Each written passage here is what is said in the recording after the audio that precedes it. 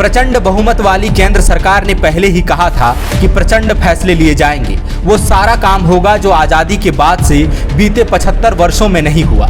बहुत सारे ऐतिहासिक और अभूतपूर्व फैसले लिए जाएंगे। लीजिए, मानना पड़ेगा कि इस सरकार की कथनी और करनी में कोई फर्क नहीं है। वही किया जो करने आई थी। बस ऐतिहासिक फैसले लेने का ऐलान करते हुए ये नहीं बताया था कि रसोई से राशन और थाली से खाना भी इतिहास हो जाएगा।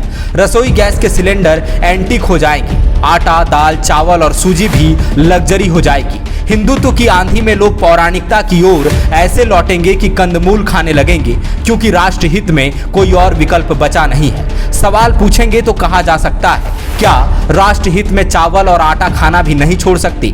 कैसे नागरिक हो तुम?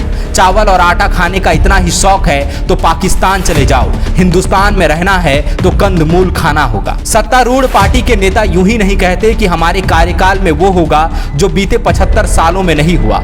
राष्ट्रहित में ऐसे ऐसे फैसले लेंगे कि देश हित में लोगों को उपवास करना सिखा देंगे। चीजें महंगी करने का उद्देश्य लोगों को सताना नहीं है, बल्कि राष्ट्रहित में लोगों को भूखा रहना सिखाना है। अभावों में जीने की आदत डलवानी है, ताकि कभी आर्थिक संकट आए तो लोग भूख के मारे सड़कों पर ना उतर आएं। लोग वैसे जीना सीख जाएं जैसा कि बीते 75 सालों में नहीं सीखा। वैसे भी फिट इंडिया मूवमेंट चल रहा है। स्वस्थ नागरिक स्वस्थ देश के परिचायक हैं। चावल से डायबिटीज होता है, ऐसे मना करने से लोग मानते नहीं, तो सरकार ने इसे महंगा करके आम जनता की पहुंच से ही दूर कर दिया। ना पहुंच में होगा और ना लोग खाएंगे। नहीं खाएंगे तो डायबिटीज भी नहीं होगा और ना ही कोलेस्ट्रॉल बढ़ेगा। फिट इंडिया मूवमेंट के तहत उठाए गए मास्टर स्ट्रोक को महंगाई कहने वाला कोई देशद्रोही ही होगा। देशभक्तों ने तो खाना छोड़ ही दिया है। इसे महंगाई नहीं, मास्टर स्ट्रोक कहिए। वैसे भी यशस्वी, चिरंजीवी, परम श्रद्धेय, आदरणीय और वैश्विक स्तर पर लोकप्रिय प्रधान सेवक बिना सिर पैर के कोई फैसला नहीं लेते। वे दूरदृष्टा हैं, जो भी करते हैं सोच कर ही करते हैं। उनके कहे शब्द देववाणी हैं, उनके लिए फैसले ईश्वर की मर्जी।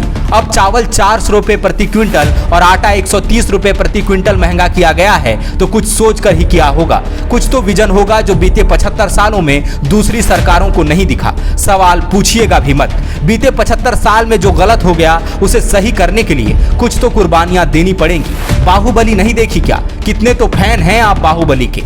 उसमें तो कहा गया है कि बड़ी बड़ी प्रतिमाएं और कीर्तिमान बनाने के लिए छोटी छोटी कुर्बानियां देनी पड़ती हैं। 20,000 करोड़ रुपए का सेंट्रल विस्टा प्रोजेक्ट क्या चावल और आटा का त्याग भी नहीं मांग सकता? यदि त्याग नहीं किया तो धिक्कार है तुम पर आम जनता। वैसे थोड़ी दुविधा होगी। भारत में हेल्थ और शिक्षा पहले ही बहुत महंगी है, ऐसा जानकार कहते हैं। अब तक लोग चावल और दाल में कटौती करके हेल्थ और शिक्षा हासिल कर रहे थे। अब चावल और आटा भी हेल्थ और शिक्षा की जमात में खड़ा हो गया है। सबके सब महंगे। आम आदमी समझ नहीं पा रहा कि यदि नई किडनी लगवाने की नौबत आए तो क्या करे?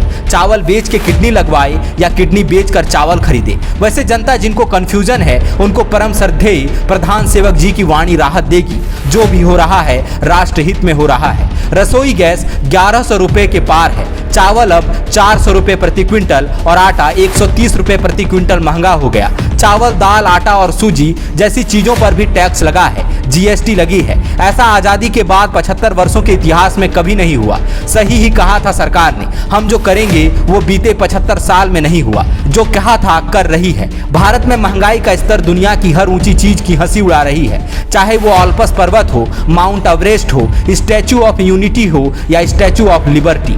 दरअसल सोमवार से केंद्र सरकार ने अनाज सहित तमाम अनब्रांडेड प्री पैक्ड खाद्य वस्तुओं पर जीएसटी लगाने का फैसला किया है। आजादी के बाद बीते 75 वर्षों के इतिहास में पहली बार खाद्य पदार्थों पर टैक्स लगाया गया है। चावल, आटा, गेहूं, मैदा, सूजी, दही, छाछ, लस्सी सहित प्री पैक्ड अनाज पर 5% जीएसटी लगेगा। घरेलू रसोई गैस के दाम पहले ही आसमान छू रहे हैं। सोमवार से आटा 130 रुपए और बनस्पति चावल 400 रुपए प्रति क्विंटल तक महंगा हो गया है। गेहूं का आटा फिलहाल 2600 रुपए प्रति क्विंटल मिलता था, लेकिन अब 5% जीएसटी लगने के बाद 2730 रुपए प्रति क्विंटल मिलेगा। वनस्पति चावल 8000 रुपए प्रति क्विंटल मिल रहा था, लेकिन जीएसटी लागू होने के बाद इसका दाम बढ़कर 8400 रुपए प्रति क्विंटल तक महंगा हो जाएगा।